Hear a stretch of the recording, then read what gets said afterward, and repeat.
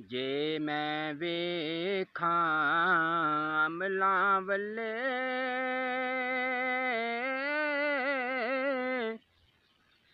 ਕੁਝ ਨਹੀਂ ਮੇਰੇ ਪੱਲੇ। ਜੇ ਮੈਂ ਵੇਖਾਂ ਰਹਿਮਤ ਰੱਬ ਦੀ ਬੱਲੇ ਬੱਲੇ ਬੱਲੇ। ਮਾਲੀ ਦਾ ਕੰਮ ਪਾਣੀ ਪਾਣਾ ਪਰ ਮਸ਼ਕਾਂ ਪਾਵੇ।